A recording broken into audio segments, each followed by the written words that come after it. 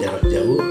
Walaupun demikian belum membahas, tetaplah kalian masih di rumah ya. Tetap juga jaga jarak ya, pakai masker ya, dan rajin. Oke, anak-anakku sekalian, kita akan bahas sujud sahwi di luar sholat. Bagaimana sujud sahwi di luar sholat?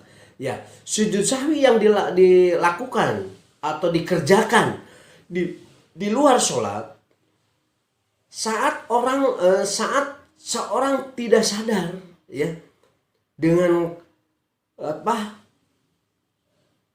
kelalaiannya atau sehingga sholat itu sampai berakhir, lalu diingatkan.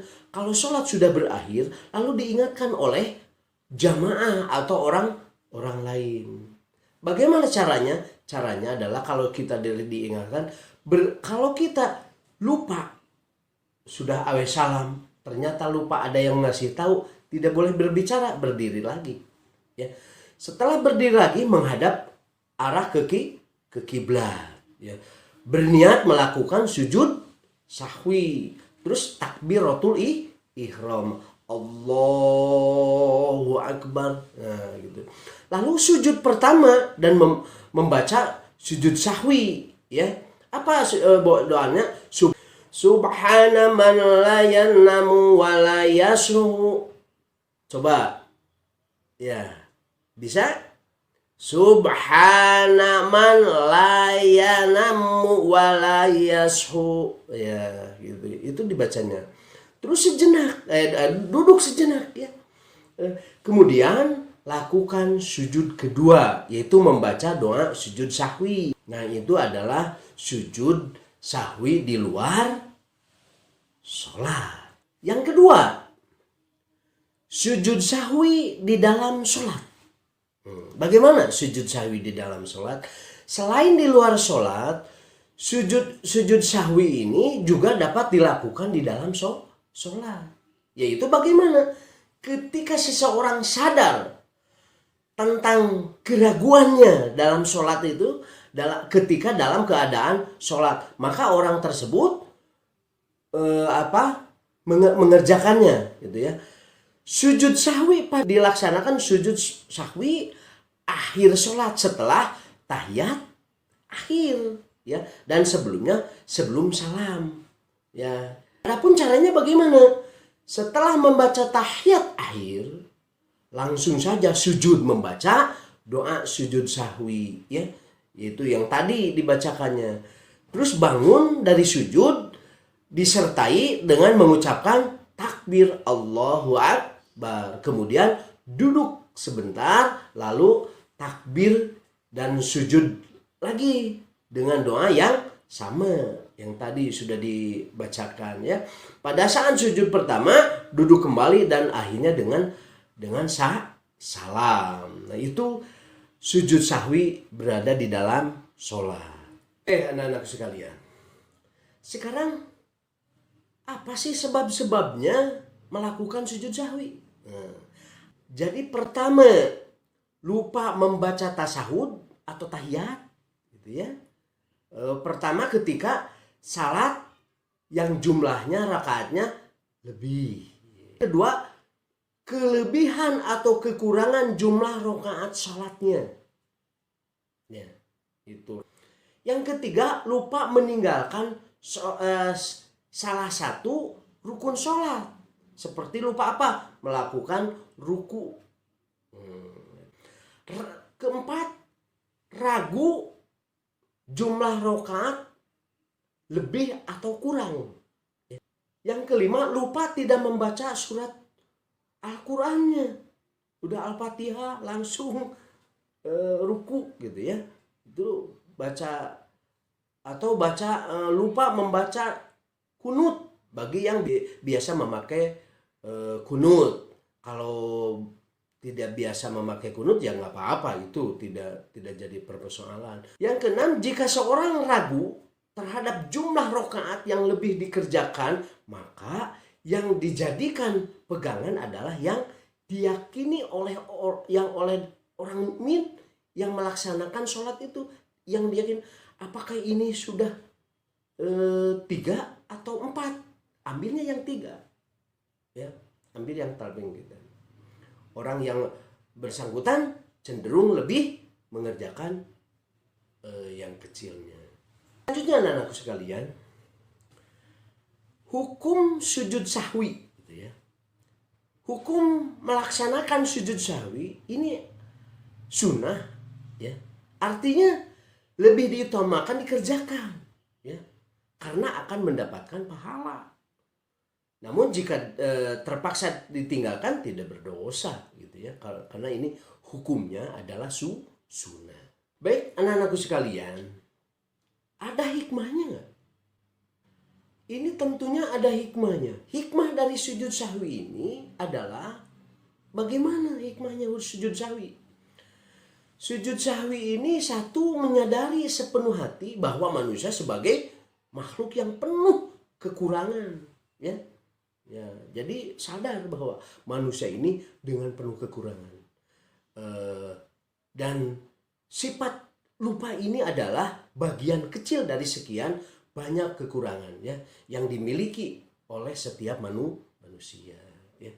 Yang kedua, hikmahnya, manusia semakin yakin bahwa Allah yang maha sempurna, ya, bahwa Allah lah yang maha sempurna. Yang ketiga, menghindari dari sifat takabur atau sombong, ya, ini hikmahnya. Yang keempat, sujud adalah sebagai wujud ketundukan diri kita kepada Allah, kepada Sang Pencipta, kepada Allah yang Maha Tinggi, kepada Allah yang Maha Pencipta. Inilah kita melakukan sujud karena kita merasa merendah daripada Allah Subhanahu wa Ta'ala, ya. Baik anak-anakku sekalian, yang kedua yaitu sujud tilawah. Sujud tilawah adalah sujud yang dikerjakan ketika umat Islam membaca atau mendengar bacaan Al-Quran yang termasuk ayat-ayat sajdah, ya. Hukumnya melakukan sujud tilawah adalah sunnah, ya, sebagaimana telah dicontohkan oleh Rasulullah Shallallahu Alaihi Wasallam, ya. Rasulullah telah mencontohkan kepada umatnya. Seperti ada hadis, wa yusamnu sujud tilawah liqori wala mustami'i bisolawati wal khorijiha, ya. Jadi sujud tilawah disunahkan bagi yang membaca dan mendengar ayat-ayat sajdah dalam salat maupun di luar sholat. Adapun ayat-ayat sajadah, ini yang dimaksud ayat-ayat sajadah jumlahnya ada 15 ayat, yaitu 1 Quran surat Al-A'raf ayat 206, ya, ayat Al-A'raf. Yang kedua surat Al-A'raf ayat 15. Yang ketiga ayat Anhal ayat 49. Yang keempat surat Al-Isra ayat 109. Yang kelima ayat Al-Quran surat Al-Hajj ayat 18. Yang keenam Quran surat Al-Hajj, ya. Al-Hajj tadi ayat Al-Hajj 18, sekarang Al-Hajj ayat 77. Yang ketujuh surat Maryam. Surat Maryam ayat 58. Yang kedelapan surat Al-Furqan. Surat Al-Furqan ayat 60. Yang kesembilan An-Namal, ya. Namal ayat 25. Yang ke-10 surat As-Sajdah ayat 15.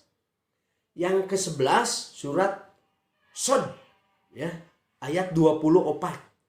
Yang ke-12 Quran surat Fussilat ayat 38.